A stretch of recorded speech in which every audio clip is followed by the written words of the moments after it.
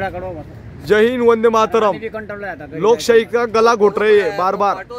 अभी हम यहाँ पे अनशन के लिए बैठे हैं, तो ये स्कूल कॉलेज की तरह होता है। जैसे यहाँ पे आइए, फिर 10 बजे यहाँ आइए, फिर 5 बजे आपकी शाला स्कूल कॉलेज खत्म हो जाती है। ये लोकतंत्र है हमारे देश में। हमारे रक्षा मंत्री महोदय, प्रधानमंत्री महोदय को जब पूछने जाता हूँ तो ये महाराज बोलते हैं कि बोला आपको इनको डिटेन करो, अटैक। फिर पुलिस आती है, हमारी प्रशासन मजबूर होकर बेचारी हमें डिटेन करती है। हम न्याय मांग रहे हैं यार लोकतंत्र में। लोकतंत्र बचा ही नहीं। हम मुंबई दिल्ली में भी गए थे, वो उधर जंतर मंतर के, उन्होंने बोला 2 सेक्शन में होगा, 10 बजे से लेकर 1 बजे तक, 2 बजे से लेकर 5 बजे तक। क्यों कर रहे हो? बंद कर दो, अनशन भी बंद कर दो, उसको भी गुलाम कर दो। अगर आपको न्याय नहीं दे सकता, आप कानून चलाते हो ना प्रधानमंत्री जी, वो पद छोड़ दीजिए। लोकतंत्र का गला घोटने से अच्छा पूरा कब्जा कर लीजिए भारत में, हिंदुस्तान में। पाकिस्तान के ऊपर राजनीति करते हो। नवाज शरीफ के साथ आप चाय पीने गए था, मैं चाय पीने नहीं गया था, मेरे देश के लिए गया था मैं। और यही देश की बचाने की लड़ाई लड़ रहा हूं अभी भी। हमारे देश में कितने जवानों को पेट पे लात मारी, और सरकार वो नौकरी क्यों नहीं कर सकता देश में? रिटायर होने के बाद वो जवान नौकरी कर सकता है, पर जिसको अधिकारियों द्वारा शोषण किया होता है, उसको घर भेजा होता है, वो देश में नौकरी क्यों नहीं कर सकता? वो कंपनी भी नहीं कर सकता, जॉब भी नहीं कर सकता। क्यों भाई? हम आतंकवादी क्या?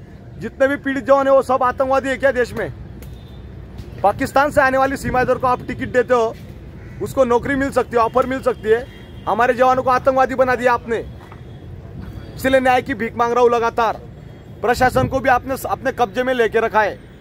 एसपी, कलेक्टर, डीसी, डूसी सब आपकी पावर का मिसयूज करते। कहाँ गई आईबी विभाग, इंटेलिजेंस ब्यूरो कहाँ गई जो जांच करते? जयशंकर जी विदेश मंत्री कहाँ है? उनकी भी तलाश में निकल पड़ा हूं मैं। न्याय चाहता हूं, न्याय। पाकिस्तान के ऊपर आप जाए थे, चाय पीने गए थे, वहां पे तमाम न्यूज चल रही थी आपकी।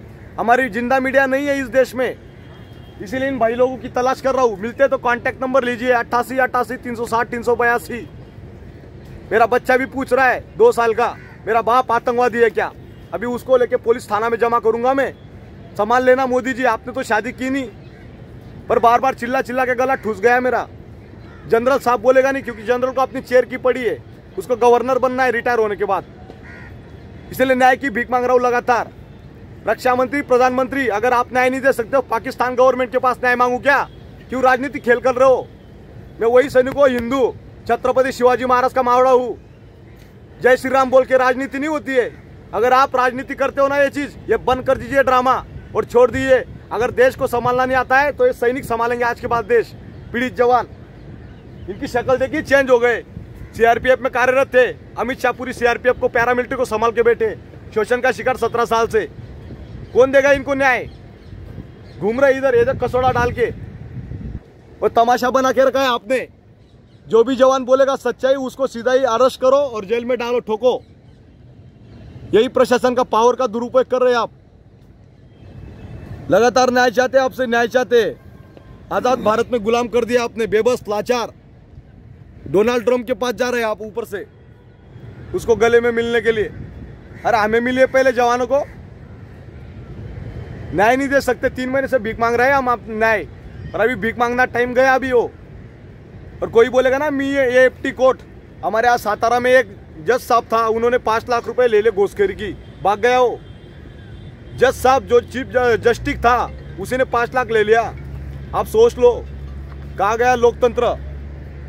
उसको तो सरेआम लगा उधर। न्याय की भीख मांग रहे हैं हम। हमारे देश में न्याय नहीं मिलता है। इस वीडियो को भी शेयर करना, वहां तक पहुंचाओ तमाम लोगों के सामने। कोर्ट कचहरी में जाने दो बोला, इधर कोर्ट कचहरी स्कूल कॉलेज की तरह हो गया ये पूरा सारा चीज। देखिए तामझाम।